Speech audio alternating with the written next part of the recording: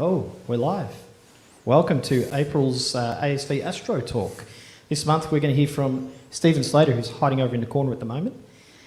Stephen will be giving us a talk entitled Apollo 8 Unseen. But before we begin, I'd like to say that in the spirit of reconciliation, the Astronomical Society of Victoria acknowledges the traditional custodians of country throughout Australia and their connections to land, sea and community, and we pay our respect to their elders past and present and extend that respect to all Aboriginal and Torres Strait Islander people today. The weather's not looking too good, so not sure if we'll be opening the observatory tonight. It was kind of clear earlier, and then the clouds decided to roll back in. But following tonight's talk, our very own Bill Stent, the telescope gent, will be giving us a quick talk on what's up in the sky this month. Now, tonight's talk, the 2019 documentary Apollo 11 captivated viewers with its trove of unseen 70mm footage, but there was over 20 hours of amazing material that remained on the cutting room floor. In this presentation, exclusive to Australian audiences, are we the biggest crowd yet? No, there was, I think, about 250 Parkdale students who... They don't count. But they, yeah. Damn it. They didn't get the good stuff, though. Yeah, you're going to get it. We're getting the good stuff. They didn't get the good stuff. There we go. Some of these archive treasures publicly for the first time, and also tell the incredible story of Apollo 8. For the first time, humanity left Earth orbit and visited another world. Stephen Slater has held an interest in a documentary filmmaking since an early age, growing up in Derbyshire, England. We won't hold that against you. Ashes. Okay, yeah. It started, yeah. We won't talk about the rugby though. Beginning his television career in sport production, in 2011 he produced and directed the BBC4 documentary Destination Titan about the Huygens probe, I probably said that wrong. Huygens, there we go. Probe landing on Saturn's largest moon, Titan. Since then, his interest in archival storytelling has seen him specialising in and working on a number of archive-driven, high-profile feature documentaries, including The Last Man on the Moon, George Best All by Himself, and the BAFTA award-winning Hillsborough. He's a regular consultant on space-related documentaries, most recently a 3-part BBC series about the Columbia disaster. Welcome, Stephen Slater. Thank you. The floor is yours. Thanks, Mark. Thanks, Mark, and thanks to the ASV for arranging this. It's just wonderful to be in Melbourne. Actually, have a chance to look around this city. I've sort of been in and out a couple of times over the years. Yeah, and this garden area is really beautiful. So yeah, thanks for coming out. So I think, yeah, as Mark mentioned, a lot of this comes really from a 2019 documentary called Apollo 11. So I'm going to talk about a little bit about the making of that, and then also how the archive materials that we found just really cover this incredible story of men going to the moon in the 1960s, and I was hoping, to show some more treasures from that. So I don't know, has anyone here actually seen Apollo 11? A few people, okay. I mean, there's the poster. Thank you for coming to see it before. I'm going to show a trailer, I think, which should give you an idea of the style.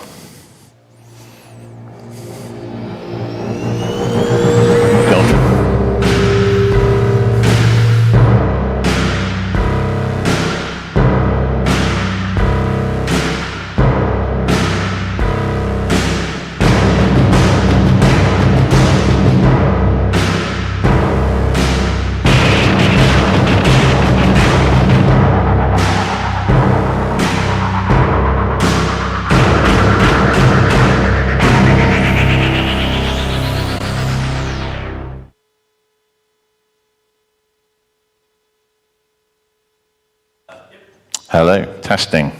We're back.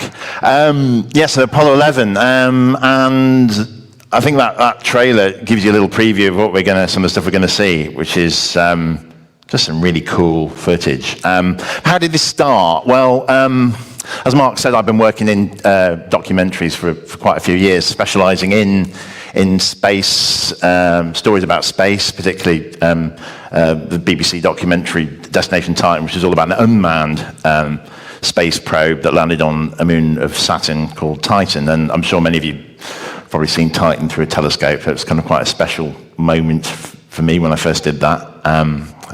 Maybe you will be able to. I don't know if it's visible in the sky. Probably not at the moment, but later on if the sky is clear.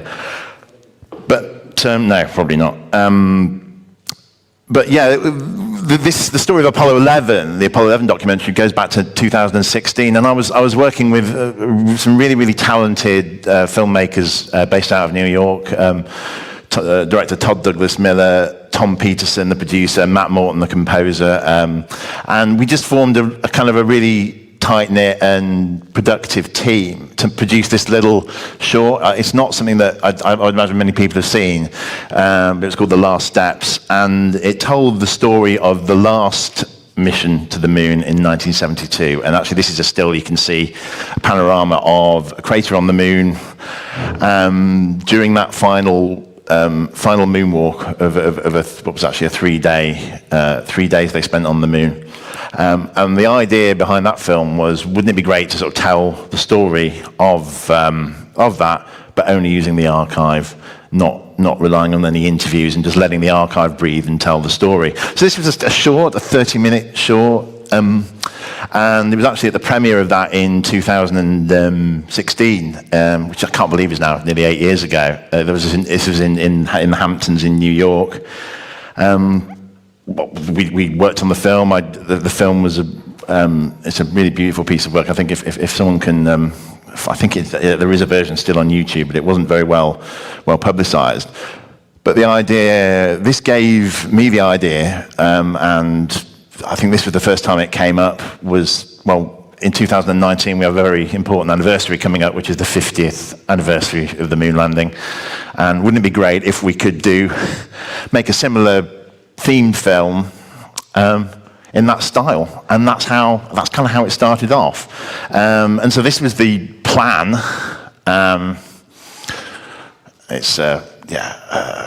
Bear with me, to try and research and quantify all the available archive material. So that's basically anything filmed on the ground relating to the mission, the launch, the splashdown, recovery, the astronauts' training, and then the footage that they filmed on the flight, including the television that was being down to Earth. Audio, we could do a separate presentation just about the audio, because there was actually 11,000 hours of audio that we went through, that was recorded in mission control. And it was one of my jobs was to actually sync that audio to the footage where possible. And ended up with, well, I think it's going to, talk a little bit about that later, but yeah, to digitize everything, including that audio, in the highest possible quality. The film footage, the idea was to scan that in 4K, because film preserves, if we can get to the original film, we can really scan things in great quality. Documents were mentioned there.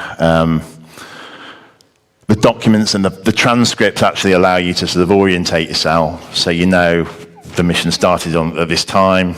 It went for 9 days. We create basically, sync as much footage with the audio, but a 9-day timeline of the mission. So we actually, there was a 9-day version of this film, which I'm not sure anyone would actually want to see, but this is me in the summer of 2017, and this is in a place called the National Archives and Records Administration in Maryland. And this is might look quite boring, but in many ways it's quite cool, because all of the government film, anything shot for the US government, NASA is a government agency, technically ends up in this facility. And that's me actually kind of just posing for the camera, really. But what I'm looking through there is it's called a card catalogue, and that's how we're going to be able to find literally everything to do with Apollo 11, whether it's catalogued or it's listed in these boxes, or some of it is listed in these boxes, but not everything. And I think this is where the story takes a kind of interesting turn, because this is, we've been doing work there, basically called them up and said, look, we just want to know everything you've got, in a kind of probably in a slightly more formal way than that. But we'd spent a few months. This is in 2017, trying to gauge what they had. And again, here's the. Again, this is another aisle with lots of records, and it's not, in a way, it's not very interesting. This, you'd probably think it's quite. Well, I don't know. I haven't met anyone who thinks doing research like this is glamorous. But everything changed with this project on May the 10th, 2017, when we got a progress report from them basically saying, where are we up to? What do we have? How can we help you with this film? And it was about a 20 bullet point procedural email, lots of very boring bits and pieces, and the 15th bullet point was, by the way, guys, I'm paraphrasing here, we've come across about 160 reels of 70mm film. We think about a third of it's related, something to do with Apollo 11. Might this be of interest to your project? We think it probably won't be, but might this be of interest? And I did a double take. I was like, yeah, that's kind of interesting. So I don't know if anyone's, I don't know how many film sort of buffs there are here. Is anyone familiar with the 70mm film? So if anyone's seen Oppenheimer, actually, which has just won the Oscar, that was filmed on 70mm, and it's digital. Sorry? Digital, then they scan the film, then they scan it back to digital. Yeah, so I don't know if you heard that, but yeah, it was filmed on film, was it? So I don't actually know much about how Robin. Originally it was filmed digitally, and then they scanned it on film. Why would you do that? Because they couldn't get film to work in the desert or something. Okay. Yeah, Oppenheimer, not my specialist subject, and actually, to be honest, 70mm isn't my specialist subject either. But what I do know about it and what I learned on this is it's extraordinarily high quality, and it's akin to IMAX film. And so knowing that this footage existed, and that is a strip of 70mm film, and 70mm refers to the width of the film, was very, very exciting. And it basically meant that we were going to be able to, if the footage was good, we were going to be able to show this footage on a very, very big canvas. So there's a lot of technical challenges in actually scanning 70mm film, and I'm not certainly not the expert in that. But over time, we worked out a way to scan all of this footage. So that's, as I said, about 160 reels of 70mm film. And the agreement we did with them is we want to preserve all this. We want to preserve this for posterity. So this isn't just a case of we want to get exactly what we need for our film. We want to scan everything. In partnership with them, and they were sort of brilliant and receptive to that. And so this is actually next from when we first got the footage on the scanner, and that's the astronauts. This is one of the first reels we scanned. That's the astronauts suiting up on the morning of July 16th, 1969, and I think all of us were, although I wasn't in the room at the time, but when I saw this, I know the guys were incredibly emotional seeing this, because when you kind of realise, I don't know if anyone's seen the film, but the kind of gravity of, when you kind of see the gravity of what's about to happen on the faces of the astronauts, it was really kind of quite something. So there was only 20 hours of footage here. That's, again, one of our technicians holding one of the reels. And then here on the right, you can see this is the sort of thing you would see at the start of a reel, which is they're called the line-up slates. So the cameramen are basically saying dates and times and camera stocks and all that sort of thing as to when this stuff was filmed. But I think I just like watching this stuff, for entertainment, really, for the historic nature of the, probably for the fashion, actually, probably, but. Yeah, anyway, so we got this stuff into the edit, spent several months editing the film together and then mixing it with lots of other footage, like the film they filmed on the spacecraft, that's the television, all that sort of thing, and came out with a 90-minute feature documentary called Apollo 11. And again, this is another of the posters. We premiered at the 2019 Sundance Film Festival, which is quite a real privilege to be able to go at such an amazing festival. Released worldwide in summer 2019, and I was lucky enough to come to Australia to promote the film. That's is that somewhere near here? I think it is. Typical sort of tourist picture there, but it was shown in the Melbourne IMAX, which I think I'm right in thinking is the only IMAX in Australia, but also shown across cinemas across the country. And yeah, just really taken aback by the success of the film. You know, it's taken us to all sorts of really interesting places. And I can't give the team enough credit. Just an amazing group of people to work with. Some beautiful music. If anyone listens to the soundtrack, hopefully after this, some people will look it up. But I'm going to actually put this into the context of the whole space program. And I'm going to show you some more of the bits and pieces that we scanned for this project, because as wonderful as Apollo 11 was, and the focus was on Apollo 11, this footage actually covered the whole of the Apollo program. And it's such a beautiful sort of time capsule of the time that it was too good an opportunity to miss, to sort of think that we can maybe show you guys some more of this stuff. But I'm going to sort of turn into a space historian a bit now. I'm not really one of those, but I'm going to, if we go back to 1957, that's kind of when all this starts. And does anyone know what happened in 1957? There we go. The Cincinnati Enquirer, as reported by, this was the first man-made satellite launched by the USSR at the time. And yeah, this caused consternation because it was, how can the Russians upstage the Americans? It shows that they're technologically superior. Well, that was the perception, and a lot of this is about perception. Whether it was actually the case, I'm not too sure. But yeah, I've got to do kind of a link to this, well, not this observatory, but certainly Australia observatories. I'm sort of contractually obliged to say that I've been, part of this trip has been sponsored very kindly by the Australian National University. This is Mount Stromlo Observatory. And recently they've been scanning some of their old photographic plates, which used to be the way that you took, I'm not an astronomy expert, but this is how you used to be able to take astronomy pictures before everyone started getting the digital processing.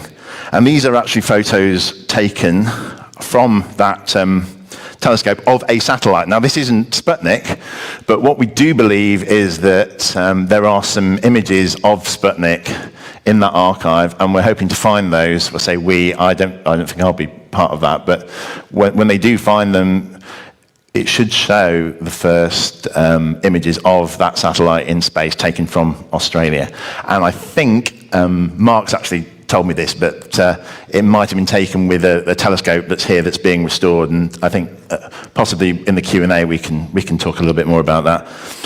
But yeah, so moving on forward to 1961, this is, as I'm sure many of you will recognise, John F. Kennedy, who was president at the time.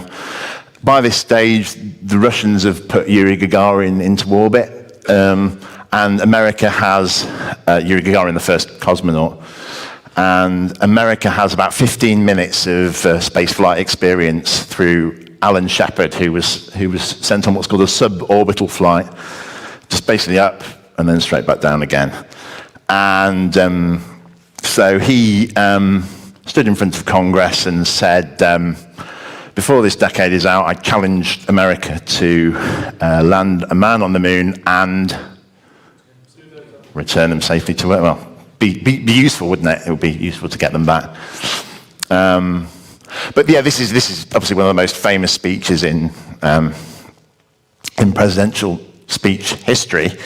And actually, there's another speech he gave a year and a half later at Rice University when the program was underway, and it's actually probably more, in a way, it's more famous than this speech. I'm sure some of you will be familiar with. He says, we choose to go to the moon, and because it's not because it's easy, but because it's hard. And I've seen that speech so many times. I think I'm in it. I sort of look in the background and expect to see myself there.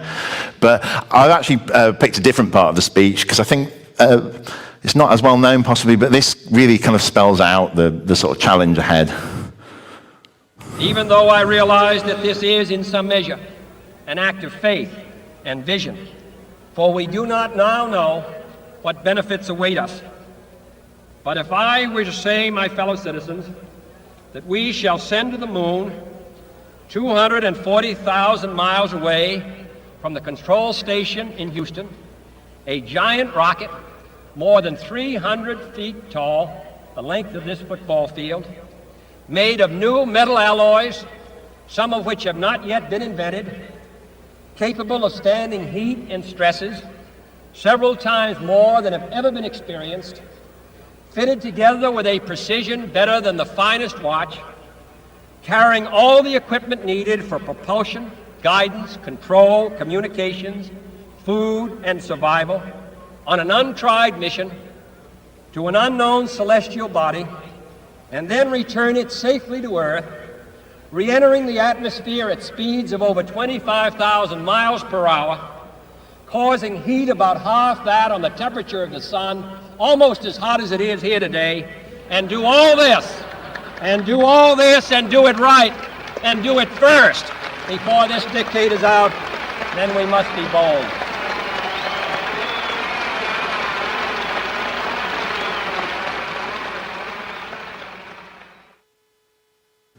Yeah, even that little smile at the end is very presidential. Some of our current leaders could possibly learn something from that speech. I'm not going to give any names. But yeah, this kicks off the sort of the pathway to the moon. I'll try and summarize it as succinctly as I can, but some very important milestones here. And in fact, the United States began to really catch up and quickly surpass the Russians' achievements. This is Ed White on the left making the first American spacewalk in 1965. This was a program called Gemini or Gemini, I'm never quite sure how to pronounce it, but it was the preliminary program that tested all the kind of things that they would need to do when the spacecraft went to the moon. This is the first rendezvous of Gemini 6 and 7 in orbit. And this is actually the crew of Apollo 1, also including Ed White in the middle there.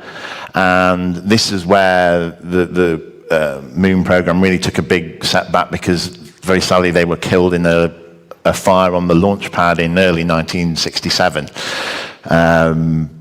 It's a horrible story behind that, but it was actually thought for a while that might kill the chances of not only the US not getting to the moon by the end of the decade, but at all.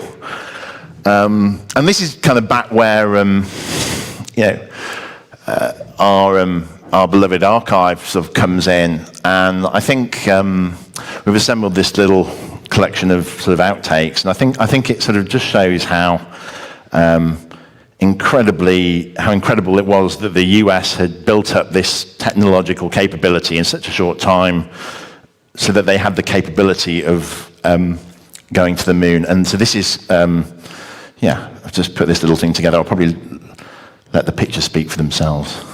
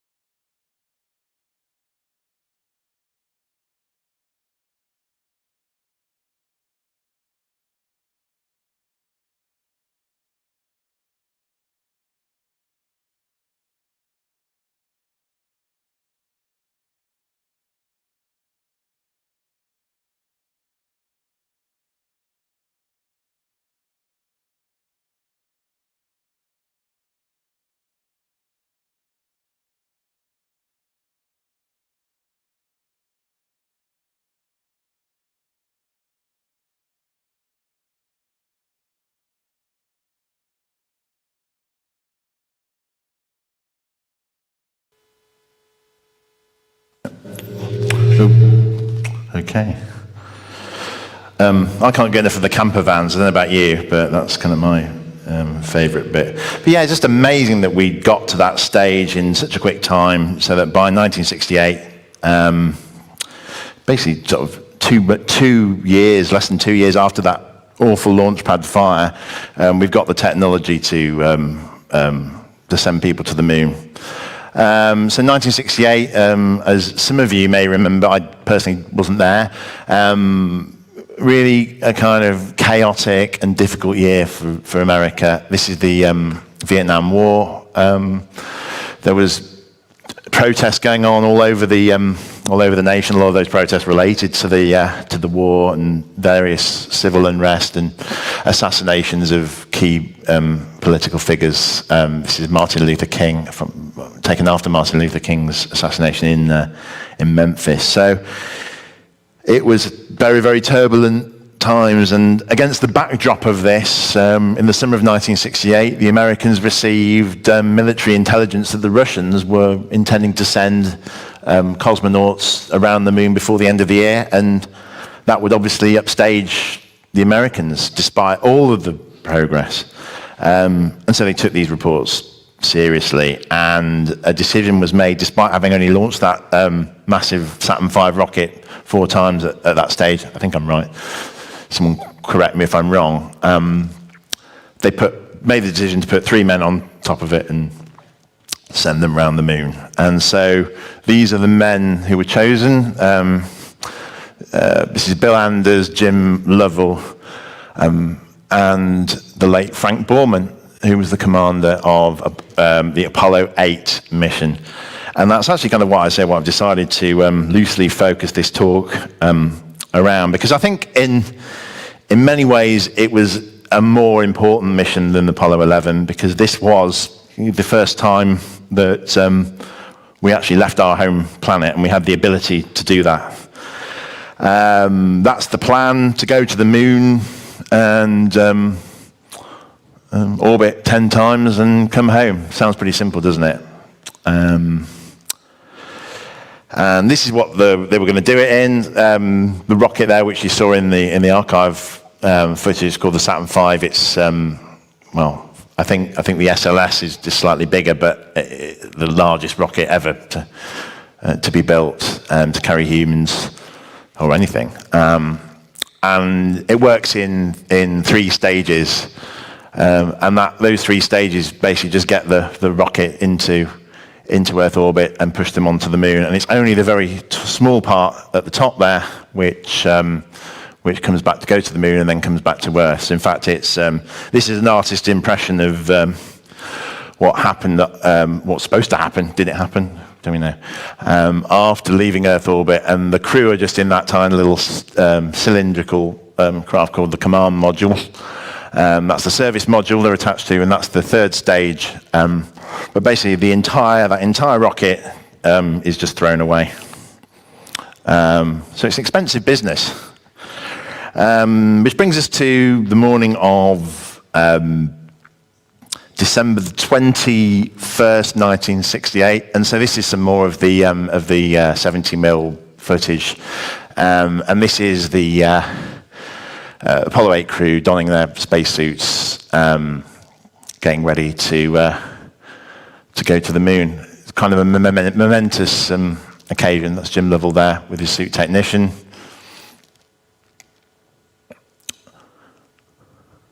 Kind of, should really be providing commentary here, but you sort of get lost in the majesty of the. Is there any? I don't know if anyone has any questions at this stage. If I'm making sense, good. We'll do that at the end. Yeah, this is something called the walkout. It's become a really famous thing. Every group of astronauts, every mission does the walkout in front of the press, and here is the. World's press waiting to see the takeoff. Does anyone want to see the takeoff? Okay, all right. T-minus 15, 14, 13, 12, 11, 10, 9. We have ignition sequence start. The engines are armed. 4, 3, 2, 1, 0. We have commit. We have liftoff. Liftoff at 7:51 a.m. Eastern Standard Time. We have cleared the top. Tower clear, 13 seconds.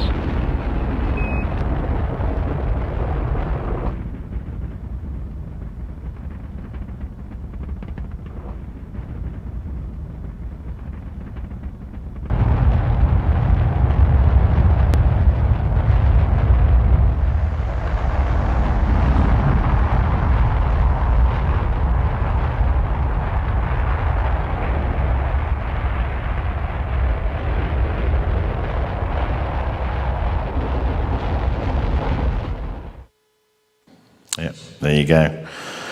So they launched, went into Earth orbit, and this is a place where I've actually spent many days of my life. It's, well, both virtually and actually in person. This is the mission control room in Houston, and what happens is that, and it's still the case today, is when the rocket clears the launch tower, everything before the rocket clearing the launch tower is controlled from Florida, and then the minute the tower is cleared, the control switches to these guys in Houston. And there's controllers here basically monitoring every aspect of the astronaut's health, of the spacecraft, the health of the spacecraft, and that's a man called Gene Kranz, who's the flight director, although not actually for this particular mission. And you can see there these the orbital charts that show where the spacecraft is. It's actually about to pass over Africa there on one of the 2 orbits that it was going to do before heading to the moon. And that was going to be done by something called the translunar injection maneuver, which is just going to play this. It's actually one of my favourite parts of the flight. This illustrates what happened is that they orbited the Earth twice, and that's when the decisions made go or no go in mission control speak. Is this rocket good to go to the moon? I'm not an expert on orbital mechanics, but it kind of works something like this, in that they're actually aiming to a black space in the sky where the moon is going to be in between 3 and 4 days' time. So that's where they're aiming. I like to think of it more as a sort of the importance of, rather than the importance of the mechanics, the importance of the actually as a significant moment in human history for sure, but we obviously don't know of any other civilizations which have developed the technology to leave their home planet, and this is the first time it was about to happen. And there was a guy in the mission control room which I just showed you, called Michael Collins. I don't know if anyone's heard of Michael Collins, but his job on this mission was to be what's called a CAPCOM, a capsule communicator. So he's basically the man whose job is to speak to the astronauts. So there's only one person in the room whose microphone is keyed in to be able to speak to the crew, and he was also an astronaut. And later on, he went on to fly on a mission with 2 other guys called Neil Armstrong and Buzz Aldrin, who you might have heard of. But in this job, this is, without spoiler alert, without spoiling anything, his job was to speak to the crew. And actually, this is a very good documentary called In the Shadow of the Moon, and this is actually how he described that moment in that film. All right, Houston. Go ahead, Houston. Trajectory and guidance are go, over. Thank you, Michael. Yeah, you're looking real good, Mike. Here's one of the most momentous occasions. For the first time, you've got 3 human beings that are leaving their home planet. They're leaving Mother Earth. They're flying off to God knows where. We hope the moon. Never been done before. So what do you say? You say, all right, you are go for TLI, over. I mean, there should have been I don't know, some kind of invitation or a salutation or an important message or or some better way of communicating than saying your goal for TLI. But anyway, that was the way the space program was. Yeah, he's a fantastic raconteur, and if anyone is an avid reader here, I'd recommend his autobiography, Carrying the Fire. Very, very eloquent man who actually came to our one of our preview screenings. Sadly, I wasn't there, but one of the things our director was asking him was, making sure, have we got the sound of the rocket correct during the launch scenes? You've done all this, you're a real stickler for detail. Have we got all the, does it sound correct for the distance the camera is? What does it sound like if you were in the grandstand? What does it sound like if you were 3 miles away in one of those camper vans? And Mike Collins is like, well, hang on, I don't know, because I was I was inside the rocket. So, yeah. This is the TLI, Apollo 8 TLI, or translunar injection, the rocket burn to the moon, actually taken from a telescope in Hawaii. So it shows that people were on Earth were focusing their telescopes on this event. And this little archive clip actually has a local connection, as I think we'll see. This is Apollo Control Houston, 14 hours, 36 minutes, 7 seconds now into the flight, Apollo 8. One thing that has been truly remarkable has been the communications thus far in the mission. Our prime acquisition site at the present is the wing site at Honeysuckle, Australia. This being located at Tidbinbilla, Australia. Didn't sound too. Hello.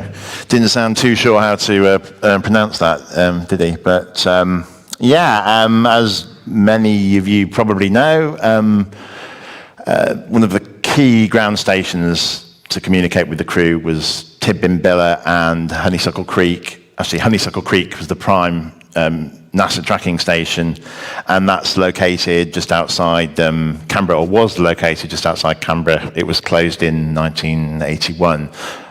This is a contemporary picture, and that dish is basically, whenever the spacecraft's in line of sight of that dish, that's taking the data in, the voice communications, the biomedical data, and relaying that back to Houston via the ground stations. So Australia's role in this is very, very important, historically important. That dish went on to receive the television of the first footsteps on the moon. In fact, there is the dish where it is now, and this is at the Deep Space Communications Complex at Tidbinbilla. I'm actually doing a talk there later on this month, but I think it's all sold out. But I'll be talking with Mike Dinn, who was the deputy director of Honeysuckle and the director of Tidbinbilla until 1994. And it's just really, one of the great things about being in Australia is getting to meet these guys who were actually there. We were just, well, me in particular, I wasn't born until 1987, and so to actually have a living participant involved in these talks is just, it's a real privilege. So yeah, there's the Australian connection. And now we're going back on board the spacecraft, and this is actually just a few of the astronauts' home movies. So, as I've explained, they had these little. We had the 70mm footage that was being shot on the ground. The astronauts had these little 16mm cameras, and they were sort of tasked to take scientific photographs out the window. But lucky for us, they actually decided to shoot some fooling around stuff on board, which is obviously my favourite bits, because it shows that we sent humans. We didn't just send machines to the moon.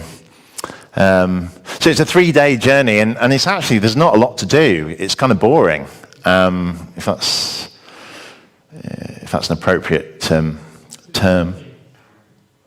Sorry? Yeah. It's actually, it looks very small from the outside, but I think it gets a lot more. I've actually seen inside one of these things, and it does look very small. But once you put the seats down and everything, there's actually more room in there than you sort of might think. yeah, imagine spending a whole week in that little confined space. So yeah, they're coasting towards the moon, and then the aim was to put the spacecraft in orbit around the moon, and this was probably the tensest time for people watching on Earth because it relied on one engine firing, and if that engine didn't fire, there was going to be serious problems. Sorry, you're probably distracted by the fooling around, so we'll stop that. This is mission control at that time when they're waiting for the spacecraft to come out from behind the moon, because when they're behind the moon, radio communications aren't possible.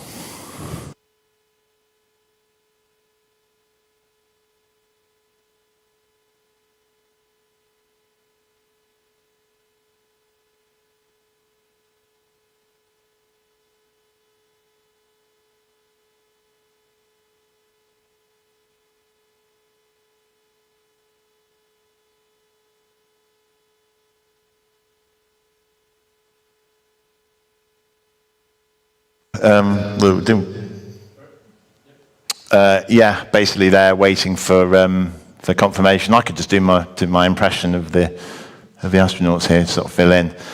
Oh well, we've got subtitles, but yeah, this is the moment that they came out from behind the moon and received were back in radio contact, and those are the first images taken of the moon by humans. Some more here. This is actually this is the view from Earth. So that's the moon in the sky on Christmas Eve, 1968. I don't know what the view would have been like from Australia. It would be interesting. I guess it would just be upside down. I'm not an astronomer, but this is footage taken from Times Square in New York. You can see some pretty excited-looking people there. And many people on Earth also were able to see some of this via television. The astronauts actually made several television transmissions from around the moon in black and white. So I've chosen to show you the colour stuff, but I just like this. I like the sort of raw nature of this stuff. So the actual going to the moon and everything, taking the first images of the moon, very, very historically important.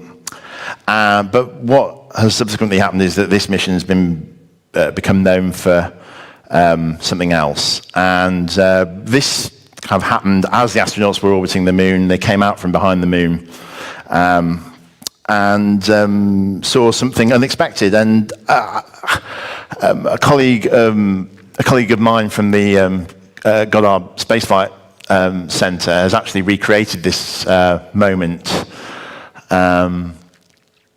using imagery from an unmanned space probe called the Lunar Reconnaissance Orbiter, which sent back images of the moon, mapped the moon in detail. And so this is what you're going to see is actually what the astronauts saw, and you'll hear their voices because they had an onboard recorder that was a bit like a black box recorder that just recorded their conversations. And anyway, I'm just going to let it play out. Hopefully we've got sound this time.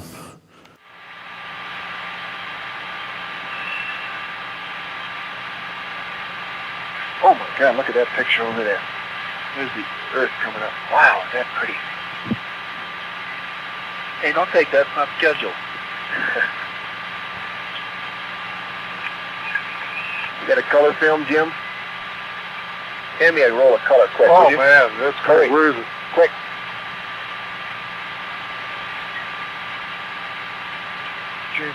Down here? Just grab me a color. A color exterior. There you go.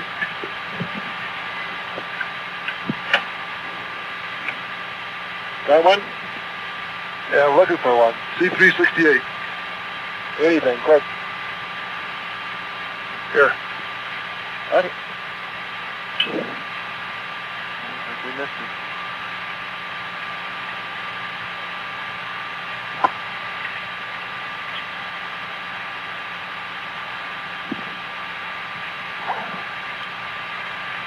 Hey, I got it right here. Let me get up this way. A lot clearer. Phil, I got a frame that's very clear right here. Got it? Yep. Take several of them. Take several of them. Here, give it to me. Wait a minute, let's get the right setting here. Now, just calm down, Bubble. Well, I got it right. Oh, that's a beautiful shot. 250 at F11.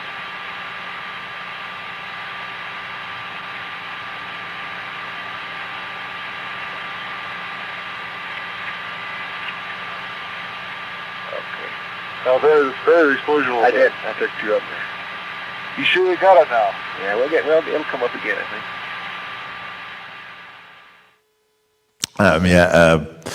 Possibly they should have said, if it doesn't come up again, panic. But this is the image. It became known as Earthrise, and it's probably the most famous, one of the, I'd say probably at least 2 or 3 most famous images from the whole Apollo program. And I think what's striking about it is that they've gone all this way to sort of take photographs of the moon, and yet the kind of the most important thing they ended up taking photos of was the Earth. And this photo did kind of become an icon, for want of a better word. Was used, kind of launched the environmental movement. The first Earth Day used this photo as their sort of for their poster in 1970, and yeah, it's still a moving image, even, what are we now, 56 years, 56 years nearly later on. So yeah, this probably is the most famous thing that came out of the Apollo 8 mission. The astronauts fired the rocket engine, and 3 days later splashed down in the Pacific, and this is some footage of them doing just that. That's one of the Navy divers from the USS Yorktown, and the helicopter sort of about to winch them up into to safety. This is some more of the 70mm film that we've scanned as part of the Apollo 11 production. This is the helicopter landing on the aircraft carrier. And 3, I think, very tired men after the 7 days, I think it was. I should know this stuff. And I think you can possibly say that, I think it's probably factual to say that this did settle the space race in America's favour. The Russians never did end up, and still have to this day have not sent a crew to the moon. This is the crew at Ellington Air Force Base after coming back.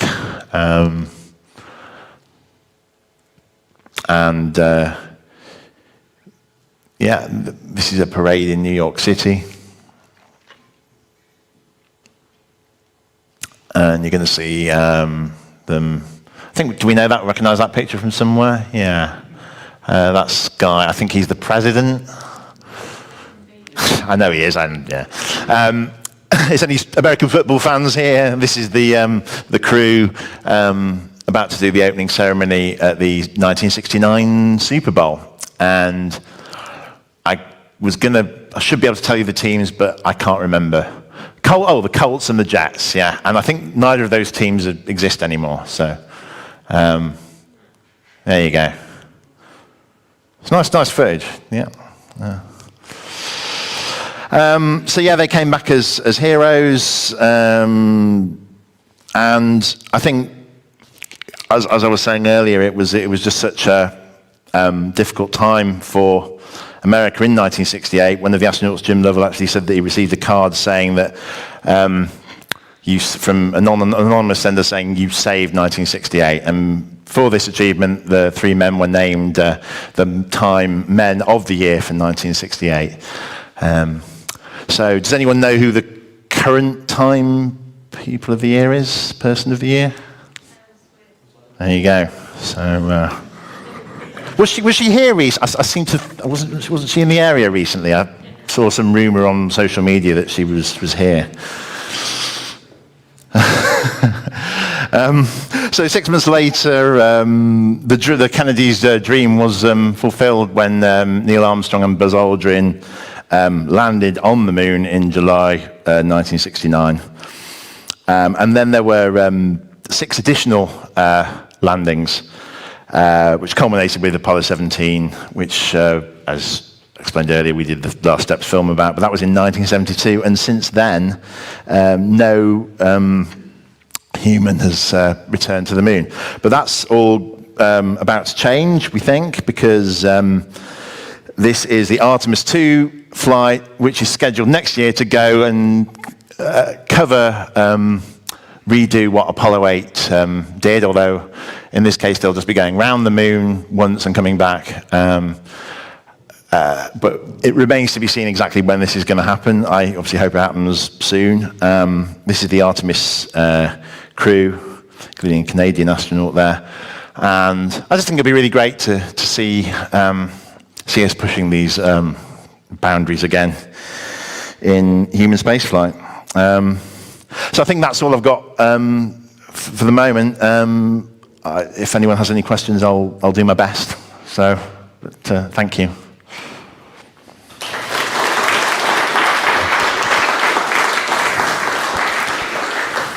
Thank you, Stephen. Before we get into questions, we do have confirmation online from one of our viewers, Kerry Doherty. Kerry. Stromlo did take a picture of Sputnik 1, and at least one picture was published on the front page of the Canberra Times. Okay. And there we go. So it's been published, but okay, so presumably it does exist. Catalogue somewhere. Right. Someone's going to have to go through what are the old, can't think of the name of the thing. Okay. Fish, whatever they are. I think, so find it. This is a good friend of mine called Brad Tucker, who's sort of organised this You're trip. name dropping now. Wow. I think has he been here? A while back, yeah. Yeah. Who's responsible for this trip? He's sorting out for them to digitise all of these slides. So it's like a very long process. So interesting to see. But I think probably it will be in one of those slides. But time will tell. Yeah. Do we have any questions? Oh, got one here. I'm interested in the condition of this 70mm film. Was it negatives? Was it positives? Yeah, good condition. Very good. More. Yeah, because they've been kept in cold storage, and I think that's the thing with film is if you're keeping it, if you're preserving it, you want to keep it in a climate-controlled vault, and for some reason. For a very good reason, they decided to keep this in good condition, and very minimal, I'd say, restoration required. I think it kind of shows. So, another question? Yeah. Oh, you're making me run from one side of the room to the other. Got to get my steps up today. Out of all the missions that you've done, like Apollo 11. Apollo 8 and the other work that you worked on, is Apollo 8 the one that kind of takes your heart the most? I think so. Yeah, I think that's kind of why I chose it. To do something on it here because it's. I do think it's more important than, or at least it's on a level with. Apollo 11. Apollo 11 was just sort of going one step further in a way. It's a difficult question. Are you asking me to choose between the two or pick a different? I think of all of the missions. No, I think you're right. I think Apollo 8. Yeah, I think that's probably the thing that makes you go, wow. We did that. Got another question. Apollo 11's a very close second. Do we have to have a favourite? It's like, what's your favourite Beatles song? I don't know. Who's your favourite child? That's the other one you never answer. Sorry? Who's your favourite child? You never answer that one. Right. That changes from hour to hour. Yeah. The thing that stuck with me about Apollo 8, they were seen as very brave men. And there's a link between Apollo 8 and Apollo 13 being Jim Lovell. Of course, yeah. Now, Jim Lovell was on Apollo 13, and they had developed this idea of the lander becoming the lifeboat. Yeah. And it all played out. But Jim Lovell was on Apollo 8, and there was no lander. There was no plan B. And he found out for real how brave he had been. So that's that's what really makes it stand out from a bravery point of view. They knew this. Yeah. And it's just amazing. They all volunteered, and all the pilots were clamouring to be them. So. Yeah, you're absolutely right. If that had happened on Apollo, if that failure had happened on Apollo 8, they would not have survived. So, yeah. I think we're a lot more risk averse now than we were then. I think it's hard to imagine that they would make that decision now. I was going to leave that mic with you. Yeah. Sorry. Yeah. Go. Yeah. Sorry, Stephen. Yeah. Just on the back of what you said about risk aversion, do you believe or feel that NASA has lost its audacity and daring that it showed with the turning Apollo 8 from a re-entry mission practice to a lunar orbit insertion? Yeah. So do I think they've lost that? That's a big question. I think it's hard for me to imagine that they would take that kind of risk now. But they do. I mean, I've just worked on the series about the space shuttle, and actually what you realise, certainly hearing interviews with the astronauts and people involved, is that they do, the space shuttle was a very, very dangerous program, and in fact, in many ways, it was more dangerous than Apollo, because I think partly because of the way that it was designed. There wasn't all these escape systems that there were even with Apollo 8. There had more escape systems than the space shuttle did. So it's like that. Basically, the astronauts know the risks, but then they choose to go anyway because it's a great thing for people to do. And I think there's an element of that. But I'm not really familiar enough with the kind of current human space flight to know. That I could really say what their approach to risk is. I mean, Mike Dinn, actually, who I don't want to put words in his mouth, but Mike Dinn, who was the director of Tib and Billa, he would very much advocate a much more full-on, quick time progression, Apollo-style program rather than the Artemis thing, which is there's several years between the different milestones, but I think he's coming at it from more of a 60s mentality, and also when they probably had like a blank check to pretty much to do this. So yeah, I hope that answered the question. I'm not sure it did, but do we have any other questions? I told you I said I should just leave the mic with you.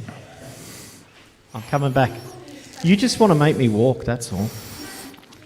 I do need the exercise, definitely. Maybe you could just come up on stage and you could sort of be a moderator, and we could just, Oh, we should do that next time.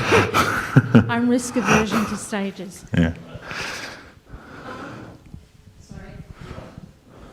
Do you feel that we will really return to both orbit and land on the moon again before the end of this decade, considering the challenges with SpaceX Starship, which they'll use to land, and the US-based companies having to redesign components? You do know that I'm a filmmaker, don't you? So I'm not an aerospace engineer.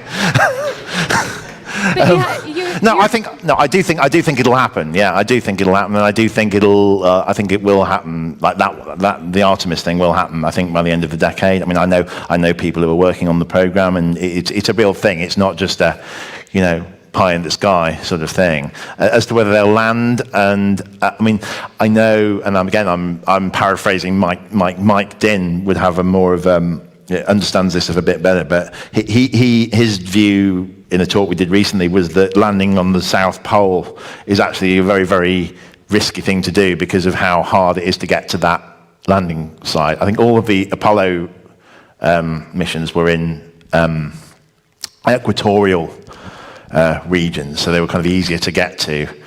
It's difficult as we saw with the recent Odysseus lander, it goes out of communication for, I don't know, a month because of the orbit, the south pole of the moon going into darkness.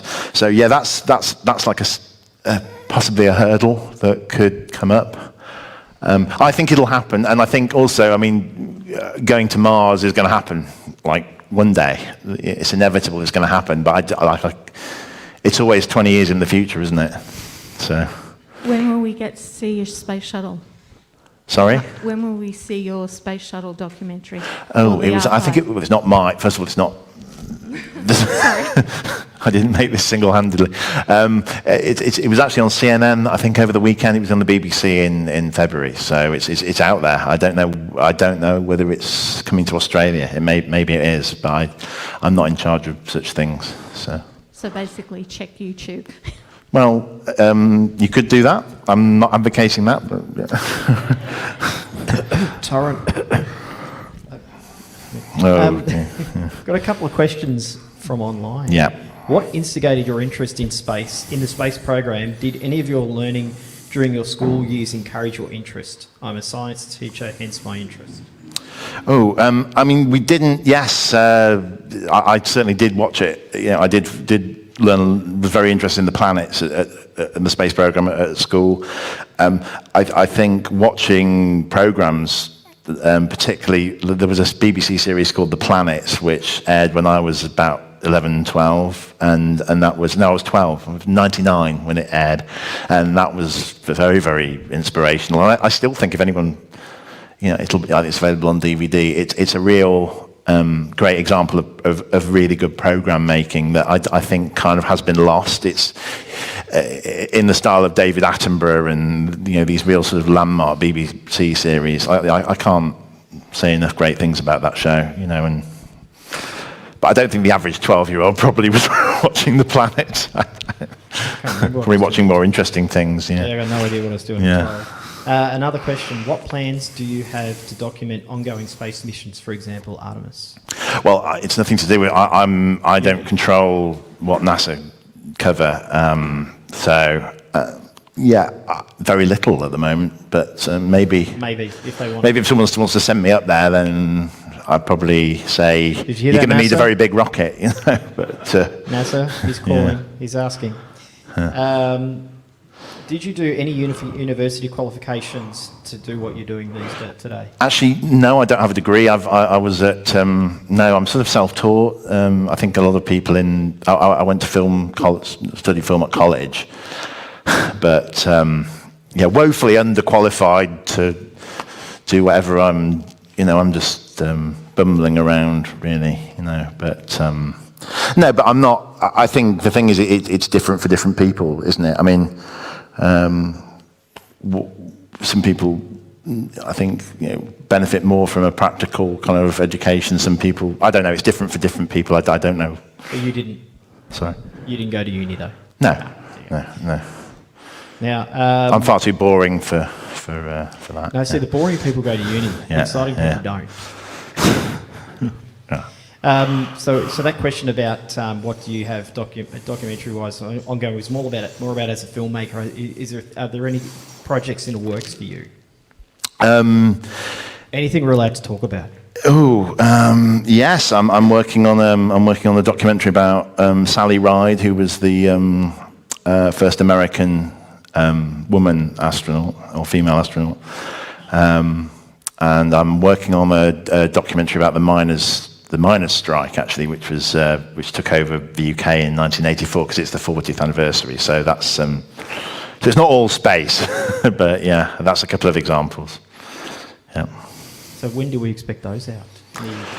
The Sally Ride. I think by the end of the year, the miners' strike film by the summer. So that'll be. You're a busy man then. Yeah, but it's difficult doing that and travelling in Australia. It's particularly with your Wi-Fi is very bad here generally. Yeah. We know. Particularly, Our internet is not great. Yeah. Great at all. Now, do we have any other questions for Stephen? I think we've questioned you out by the looks of it. Stephen, thank you very much for coming along tonight. No, it's a pleasure. Thank you. It's been wonderful. I'll stand this side so the shade get the light. Thanks, Mark. Yep. How you were going to? What was the thing? Just one more. I guess this is a question for you about the telescope that took those. Oh, well, that's what they were talking about online. Yeah. It looks like someone mentioned on there that there's a photo in the Canberra Times archives of the telescope that took the photo. Right. The photo, but not the actual photo. No, so it looks like we might be able to find out what telescope it was. But you think it is the one that was here, or kind of lines up time-wise? Really, is when the GMT went up there. So it could be. Just depends. I'm curious to see that photo though. Yeah. Because that'll tell us. It's a historic photo. So. We've been discussing whether the photo, the camera or the telescope at Stromlo that took the photo of Sputnik might have been. We're curious to know whether it was the GMT, because it was up there at that time. But that photo will tell us which telescope it was. So, thank you to the YouTubers for researching that while you're doing. That's good. No, that's good. Yeah. Good citizen journalism science, or whatever. Citizen journalism. That's it. Yeah. Oh. But thank you very much for coming thanks, tonight. Mark. It's been wonderful. Anytime. It was a great talk. Everyone here loved it. I know everyone online. We don't know. I mean, you haven't had a chance to ask everyone. There we go. A lot of comments on YouTube and Facebook about what you were talking about as well. So it's been very well received. Thank you. Thanks. We're honoured to have you. Thanks everyone at home. And now it's time for Bill Stent, the telescope gent. Cheers. We'll let you get set up, Bill. The HDMI is hidden over here. Yep, there you go. We'll get Stephen's phone. Oh, it's a nice phone. We'll take it with us. This does good astrophotography, just so you know. I'll take it down to him. Now, using the microphone. I'll use whatever I need. I'll give you the microphone in a moment. So Bill's going to tell us about what's in the sky in March and April, unless he breaks his laptop while he's setting it up. So he's going to give us a bit of a rundown of what we can see, what we can photograph. I know that Lagoon and Triffid are objects we can photograph and see at the moment, because I was imaging them last night. No, they were up before midnight.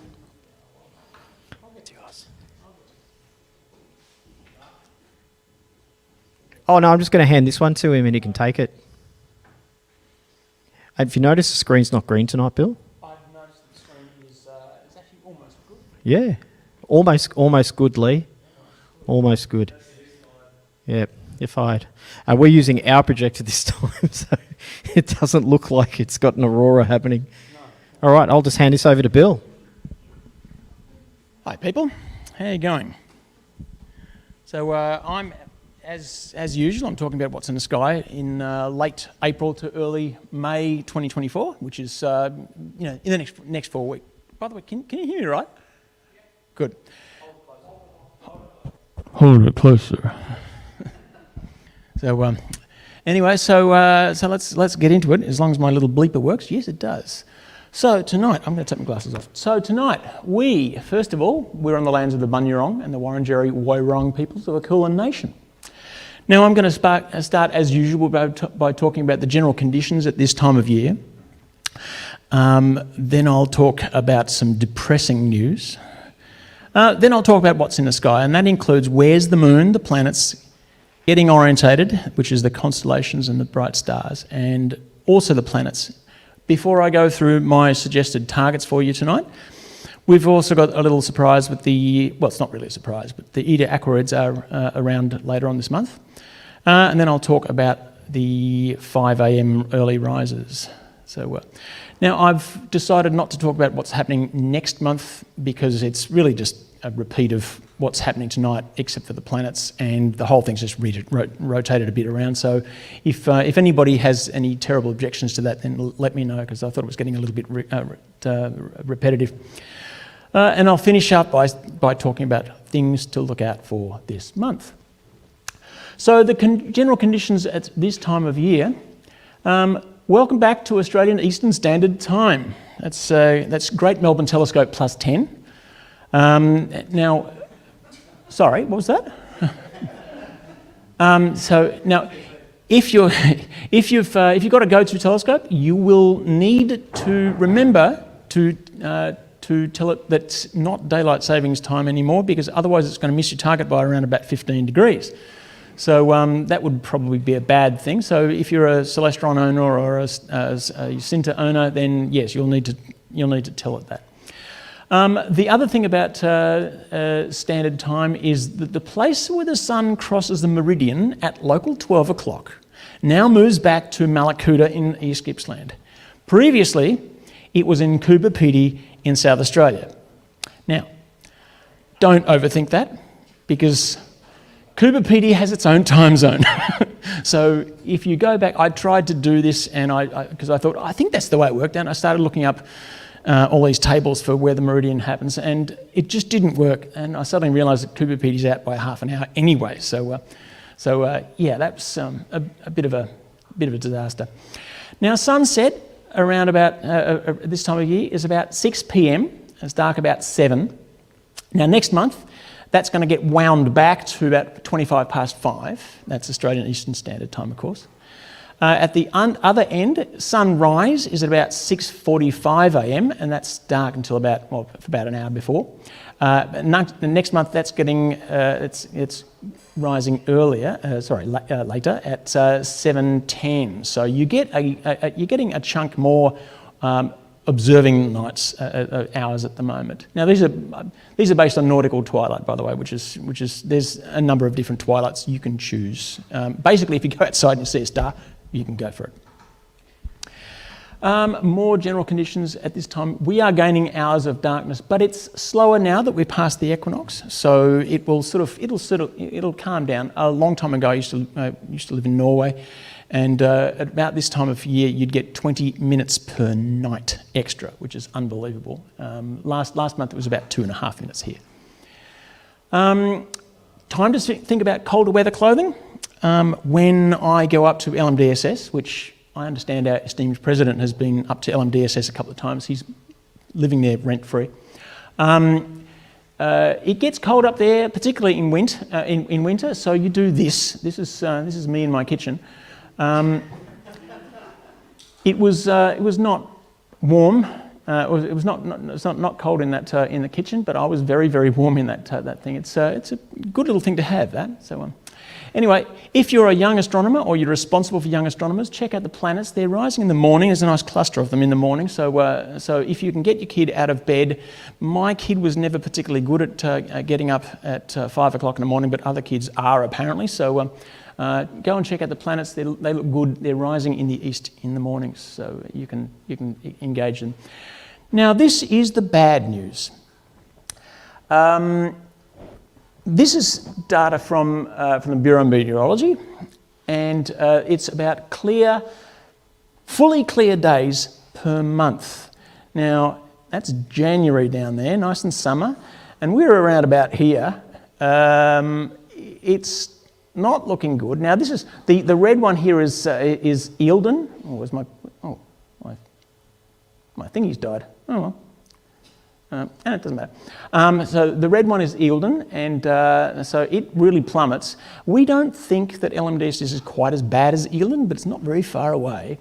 Now, it's not all bad news. Fully clear days does not include partly clear nights. So you'll probably get more than 2 decent nights at LMDSS in a month, but it's not as good as it was before. But don't let that stop you from going up there. Now, is my thingy going to work? Yes. The trick is, what's your forecast? So if you've got cloudy nights or or something like that, you can have a good idea of what it's going to be doing. So right, for the phlebologists, a phlebologist is somebody who likes cheese. Oh, by the way, LMDSS remote 2-metre scope dome photograph, which I took myself the other day. The new moon is a supermoon, and it was yesterday, along with the solar eclipse. Obviously, new moon and solar eclipse do go to. There's some coincidence there. It's in the north, which means that it's going to be low in the sky, which is good for the astronomers, or at least the astrophotographers, such as myself. First quarter is on Tuesday of next week, that's the 16th, It's going to be rising in the late mornings and setting late evenings, which is the best time for an observation night. If you're organising a public observation night, this is the time to do it because you get some moon and then it drops and then you can see some darker stuff. So this is, first quarter is the best time for a public observation night. Lunar X, unfortunately, is not visible this month. It happens about 45 minutes before moon rise on the 16th, so you're not going to see that. Full moon is on Wednesday the 24th, if anybody's interested. It's going to be in the south again, which means that it's going to be very, very high in the sky and you're going to be able to read your newspaper fairly easily. Last quarter is on the 1st of May, which means it's back to being a morning object, and next new moon is on the 8th of May for next month's monthly meeting. So next month's monthly meeting we'll be watching the moon through the telescopes, I suspect, if we've got them out. So planets over the next month. This is from the ASV yearbook, which is a very, very useful document. Okay, Mercury. Mercury's just had it's got its conjunction with the Sun on the 12th, and then it's going to become a morning object. And the maximum elongation, the next maximum elongation is on the 10th of May. That's the best time to see Mercury. It is up in the morning, so you'll probably have to get up at 4 o'clock or something like that. But maximum elongation is the best time to see Mercury because it's the furthest away from the Sun in angle.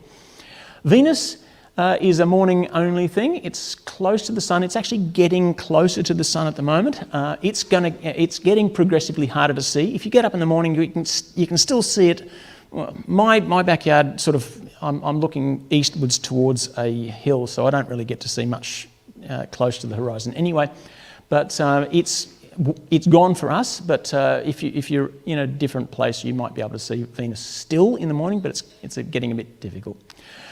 Mars is the real sluggard of the bunch this month. It's moving really, really slowly, and it's still rising at about 4:30 a.m. It's going to be doing it for the next 6 months. It's just gone on strike, I think.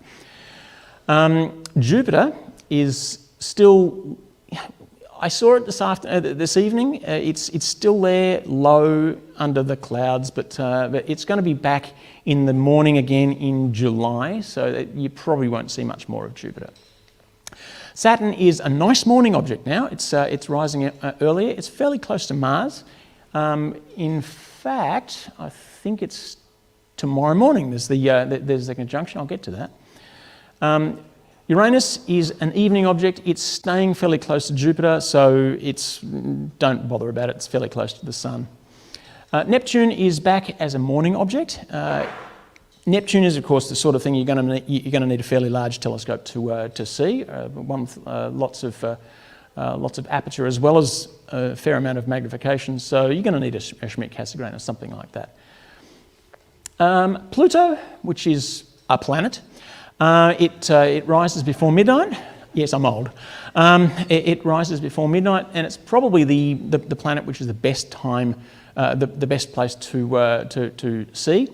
It's one of those consecutive night photographs where you take one photograph and then you take another photograph and you look for the dot that moves. So that's basically the only thing you can see of Pluto.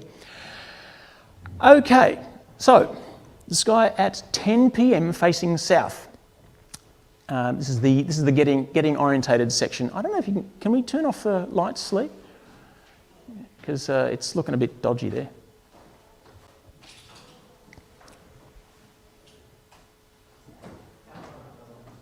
That was not a light. There you go. Excellent. Right. Okay, so my little laser's not working at the moment, so I'm not going to be able to. I'll have to point with my finger. It's probably okay. We'll see. Anyway, with getting orientated, I always look for 3 constellations. There's the Cross, and Orion, and there's Scorpius. Now, the Cross is. I'll just get rid of that. Oh, hang on. The Southern Cross is at 11 o'clock. Get rid of that thing, please. Yep. Okay. So you can see the Cross is sitting on the clock. The centre of the clock is the South Celestial Pole. So it's around about 11 o'clock. So it hasn't quite crossed the meridian yet at 10 p.m. Orion and Scorpius, this is one of the times of the year when you can see Orion and Scorpius both in the same sky, which is kind of nice. I like that. So we've got all of our signposts out at once. Now, Leo is something which I've never really been interested. Oh, wow! Okay, that's great. Now I'm gonna hold. Yeah. There you go. It's a bit bright. Yeah, I think I'm not going to bother. You know. I'll just put it down there. That's a bit. It's a bit extreme. So Leo's there. It's right on the meridian. I've never been a gigantic fan of finding it. I can't really see it in the sky. But you know, it's just lack of imagination or something. But I'll probably get back to that shortly. Now, last month we talked about Castrum Pollux and Procyon and Sirius and Canopus and Achernar. They make a nice little line. Last month they were all down the western side of the meridian. That's, as you can see, moved over in the month. But they're still all there. Spica was also there last month. That was sort of east from the zenith. So it's moved up a little bit. And we've also got Antares and we've got Arcturus, and they're our guide stars. So we've got those 5 there, and Spica, Arcturus, and Antares, and that pretty much covers the sky. If you can remember all those, you're a better man than I, Gunga Din. So my targets, rattling right through this, my targets for this evening, this is me just trying to give you some suggestions as to what you might see. Now down the bottom there you can see how I have delineated them: naked eye, binoculars, small telescope, large aperture telescope, high magnification, and a camera. So what I'm going to do is going to start off with M47 and Southern Albireo, which is HIP 35210, but it's also known as CMA 1275. Is that right? Somebody tell me which one's Southern Albireos. No? Okay. So anyway, they're there. They're nice little things to look at. You won't need much in the way of investment in telescopes to be able to see them. And they're easily found because they're still near Sirius, which is, it's getting a little bit on the western side at this time of year, but it's still there. Beta Monocerotis is it's a triple, which I personally have never seen, but I thought I'd include it because it's getting fairly close to the horizon. So this is more or less your last chance to see it. It'll be a few months before it's back on again. Now we have 2 beehives, M44 and M48. They're both around Procyon, not very far away from it. I don't know why they named both of them to the beehive cluster. There's a southern beehive as well, and there's a little beehive. So the people who were naming these clusters had a little bit of lack of originality there. And strangely enough, there are 2 butterflies as well. So there's M6, which is this guy over here, which we'll get to eventually because it's coming up. It really does look like a butterfly. It's a great cluster. I recommend that you try to find M6. It's not very far from M7. We'll get to that. M93 is neither here nor there, but it's a pretty little cluster, but they're all pretty little clusters. Now, obviously, the jewel box is there. It's not very far from the meridian. I haven't really talked much about NGC 4755 before, the jewel box, but it's a lot of people's favourite cluster. It's easy to find. It's small, but it's very pretty, and it's got a nice little red or yellow star right in smack bang in the middle of it. Omega Centauri is not very far from the cross as well, and it's Omega Centauri season, so it's time to go and see it. Now, if you're out in a dark sky site, you can see this with your naked eye, so it's got an N there, with a little star meaning dark sky site. You can see it with binoculars, with a small telescope, with a large aperture. You can see it with anything. You probably can't see it with your ear, but it's close. Delta Corvi and M104, the Sombrero, they're in here, and I included those because Corvus is a bit sad. It's out in the middle of nowhere and nobody loves it. So I thought I'd give it a bit of a shout out. Tarantula Nebula is still there. It's about 9 o'clock from the pole, which means it's falling out of its best place. But it's worth a look at, particularly if you're in a dark sky site. Like I said before, for Omega Centauri, if you know where it is, you can actually see it with your naked eye, as long as you're at LMDSS. Gamma Velorum is a nice double, and I haven't really talked about that one before either. It's now sliding sort of towards the west, so I thought I'd better give it a shout out as well. Carina Nebula is bang on the meridian. It's there with a gem cluster.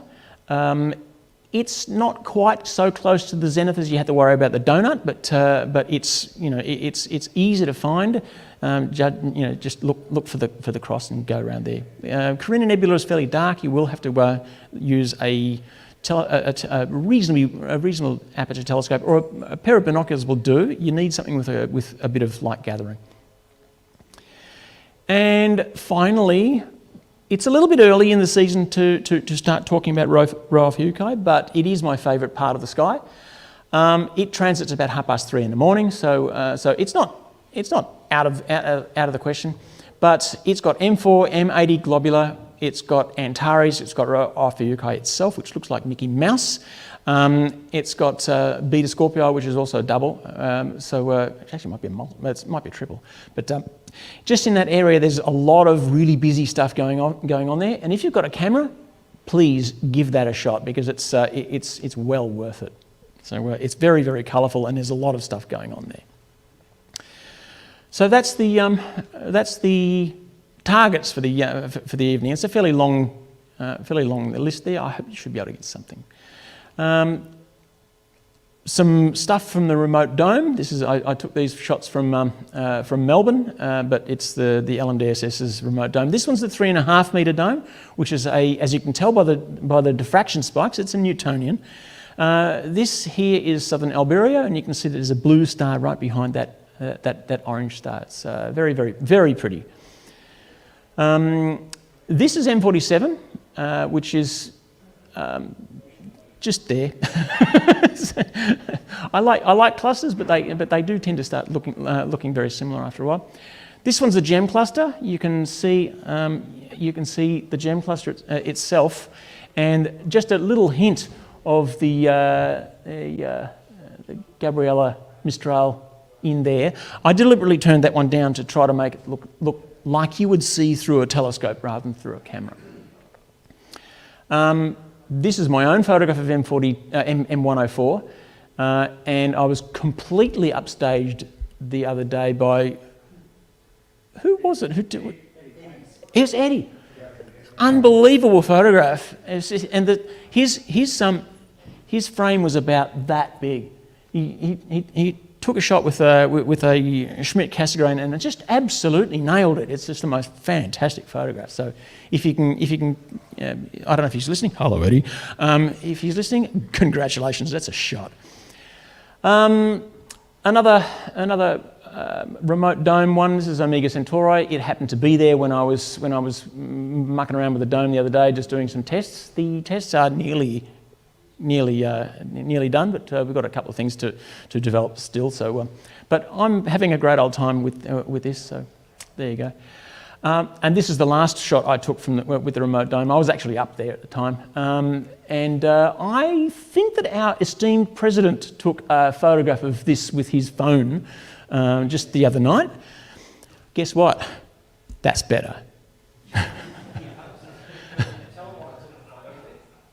Yeah.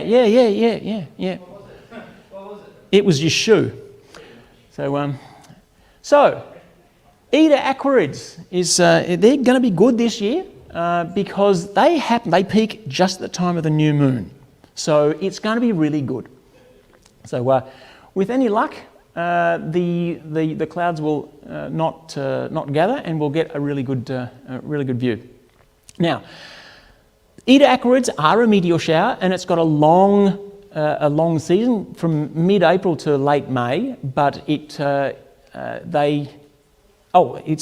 dust from the tail of Halley's Comet. So, and that's the reason why it happens every year at about this time. I think that the Earth went through the tail at a fairly oblique angle, which is the reason why we've got 6 weeks of this stuff.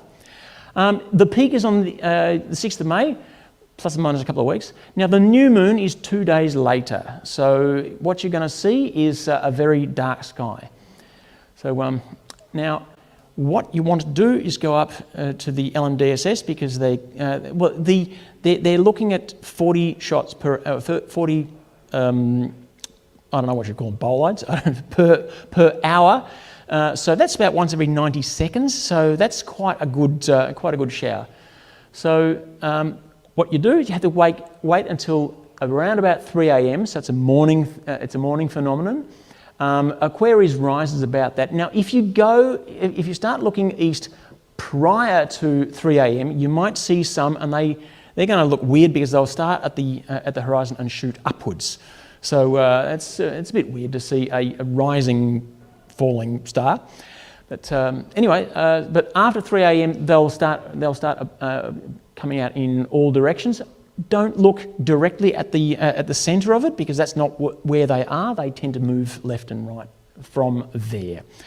So on the Saturday the 4th of May, go to LMDSS.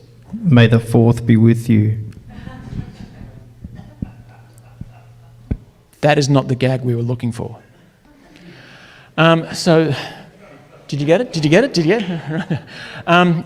So on the 4th of May, go to LMDSS, take some warm clothes, a blanket, and a banana lounge. What you do is you lie down on the banana lounge, and you can look upwards, and it's quite good. I was there for, I can't remember if it was Eta-Aquarids or something like that. It was a fairly decent shower a year or 18 months ago, and it was great fun. There was 30 or 40 people out on the field with all in their banana lounges and stuff, and every time one would go over, people would go, "Oh, look at that!" It was great. It was really a lot of fun. Bill, can I just jump in for a second? Can you go back to that? Let's go back. Possibly. Come on, skip back. There we go. Yep. Saturday the 4th of May is Deep Sky section for May. So please come up. If you're an ASV member, come up because we've got Deep Sky that night. So that'll be a perfect night. There'll be a lot of people up there. It'll be a wonderful event. It will be quite a fun night. It will. Yep. Yeah. Okay. Oh, hit the wrong button again. I'm still going backwards. Have the silly thing in reverse. Right. Okay. Tomorrow morning, 5 a.m. facing south. This is. I'm going to rattle through this fairly quickly. Southern Cross is about 2 o'clock from the South Celestial Pole, well past the meridian. Scorpius is also just past the meridian. Obviously, Orion has set for the evening.